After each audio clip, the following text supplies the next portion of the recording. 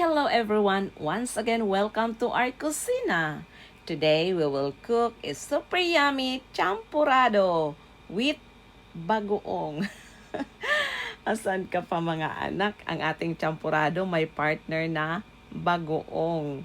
Kasi ang inyong lola ay curious. Kasi sabi, masarap daw ang champurrado na ang partner niya ay ang tuyo. So, nag-try tayo ng bagoong. Okay naman siya. Masarap siya mga anak. Try mo yung champurrado with bagoong. Masarap siya mga anak. Yang bagoong na yan mga anak ha, ako ang may gawa po niyan. Kaya sigurado tayo na malinis po yan. Naku mga anak, try mo. Masarap pala. Curious lang kasi ang inyong lola.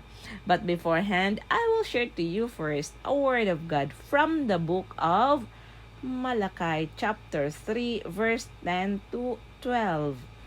Bring the full tithe into the storehouse, that there may be food in my house, and thereby put me to the test, says the Lord of hosts. If I will not open the windows of heaven for you, and pour down for you a blessing until there is no more need, I will rebuke the devourer for you, so that it will not destroy the fruits of your soil, and your vine in the field shall not fail to bear, says the Lord of hosts. Then all nations will call you blessed, for you will be a land of delight, says the Lord of hosts. Amen. Praise the Lord. Ibig sabihin mga anak, na dalhin natin ang ating mga ikasampung bahagi, yung buong-buo na ikasampung bahagi sa tahanan ng Diyos upang matugunan ang pangangailangan ng tahanan ng Diyos. Subukin daw natin siya sa ganitong bagay. Kung hindi ba daw niya buksan ang bintana ng langit at ibuhos niya sa atin ang masaganang pagpapala. Yes mga anak, pangako yan ng ating mahal na Panginoon. Utos yan mga anak. Yes, kailangan tayong mag-share ng ating blessing. Kailangan natin magbigay ng handog sa tahanan ng ating mahal na Panginoon. Ang sabi pa nga niya, hindi daw niya hahayaang salantain ng mga balang ang ating mga pananim at mamunga ng sagana ang ating mga ubasan. So, ang ating mga pananim, mga anak, ay mamunga ng sagana. At dahil daw dito, sasabihin daw ng mga sanlibutan na tayo ay mapalad sapagkat ang maninirahan sa lupain natin ay punong-puno ng biyaya.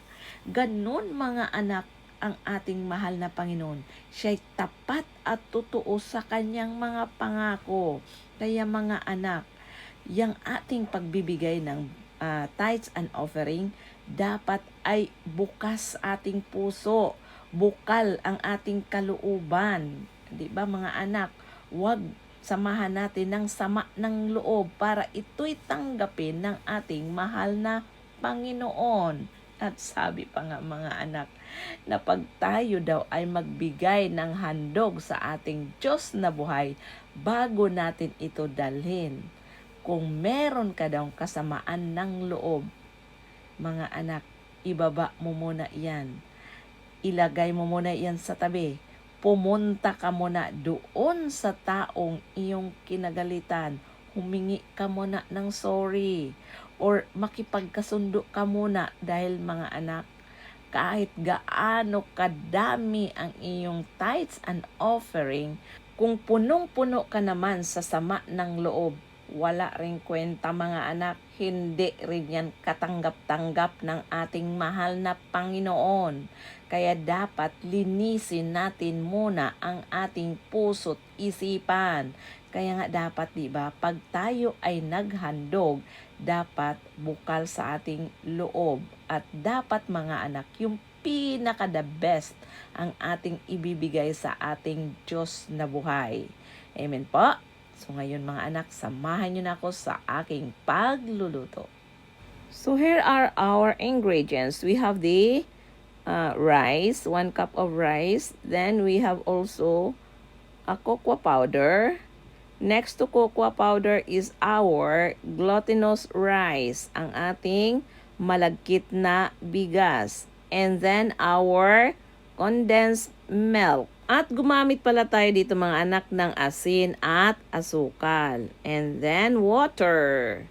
Yang ating tubig na yan mga anak ay atin yang pakuluin muna. So takpan muna natin ito. Then let it boiling in a medium-high heat temperature. For the meantime, we're going to soak our glutinous rice with the regular rice. Ibababad muna natin siya mga anak. Pero bago ibabad ay dapat huhugasan muna natin ang ating rice. Ayan, hugasan muna natin ito ng mabuti para matanggal yung itim. Di ba may mga itim-itim siya? O may mga ano pa siya, mga ipa-ipa pa. So, kailangan hugasan natin siya ng mabuti. Ayan, o. Dapat mahugasan siya ng maayos. Kasi 'di ba, minsan yung mabili natin na rice or nabili nating rice, meron pang mga itim-itim. Minsan nga may mga ipa-ipa pa talaga. Kaya yan, hinugasan natin ng mabuti. At ngayon atin na siyang ibababad. Sa ilang sandali lang mga anak, kailangan niya lang niya mababad ng sandali para mabilis nang maluto. Ayan, so hayaan muna natin siya ng ilang sandali. Ayan, atin muna siyang hinalo-halo. At ngayon, since kumulo ng ating tubig, atin namang ilagay ang ating glutinous rice. Ayan o, kulong-kulo na siya mga anak.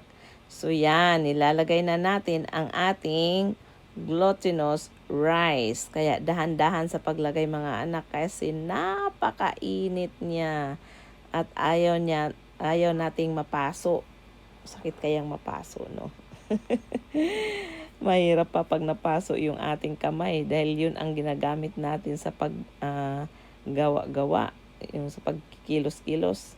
Naku, paano na lang pag napaso ang ating kamay? Ang hirap yan mga anak. O yan o, atin yang hinahalo-halo mga anak. Tuloy-tuloy sa paghalo-halo kasi, 'di ba? Alam naman natin ang malagkit ay dumidikit sa puwet ng kaldero. At ngayon mag-add na tayo mga anak ng ating cocoa powder. Bakit ko siya nilagay ng maagang-maaga? Para mga anak, yung ating cocoa powder ay talagang manuot-suot doon sa ating rice. O di ba? Para maging malasang-malasa ang ating champurado. So dapat ang ating cocoa powder ay maaga pa lamang atin na itong ilalagay. Hanggat maaari nga, isunod siya kaagad sa ating glutinous rice. O, diba? Pero yung iba napapansin ko, hindi ganun ang ginagawa nila mga anak. Nalalaman lang ko lang kasi, lalo na sa aking mga lola, pag nagluluto sila ng ganyan, dapat daw mas maaga nilalagay yung ating cocoa powder para maging malasang-malasa ang ating champurado. At tuloy-tuloy lang ang ating paghalo-halo. Kasi alam naman natin na pag ito ay ating mapabayaan, naku po, baka maubusan tayo ng sabaw. And now, it's time to add our salt. Yan. Yang ating asin mga anak, ang purpose ng ating asin sa ating niluluto ay para mag-i-enhance ang flavor ng ating recipe. Di po ba? Pag nagluluto tayo ng kahit anong mga lutuin, dapat meron talagang asin. Kahit nga sa cake, naglalagay din tayo ng asin. Iyan, naglalagay na tayo ng condensed milk. Condensed milk ang ating ina-add para siya ay tumamis. Pero mga anak, nag-add din ako nito ng asukal. Kasi iba pa rin talaga pag may asukal ang ating champurado. Pero konting-konti lang ang ina-add ko kasi gumamit na tayo ng condensed milk. Ayan oh, ay nako. Yummy yan mga anak. Yan, itong aking niluluto ay ginagaya ko lang to sa pagluluto ng aking mga lulot lola. Nakikita ko lang kasi sila kung paano sila magluto ng champurado. Ay, ang sarap niyan mga anak. Yummy. Kasi ang papa ko dati mga anak ay nagtitinda ng kokwa. Talagang pumupunta siya ng Butuan doon. Kumukuha ng napakadami sako-sako na kokwa. Yan oh, sarap mga anak oh. Yan. Nako, ang sarap niyan. Lalo na sa malamig na umaga. Yummy yan. Kaya try mo talaga yan mga anak. And now it's time to add our sugar. Yummy! Ay naku mga anak, try mo yan. Napakasarap niyan. Hindi siya matamis na matamis mga anak. Akala mo lang maraming sugar ang ating nilalagay. Hindi po. Marami kasi ang aking niluluto dahil marami akong alaga. Nako, napakasarap niyan. Tama lang ang kanyang timpla talaga. Nako, ang sarap niyan. Subukan mo mga anak, lalo na sa malamig na umaga. Ayan na siya mga anak oh.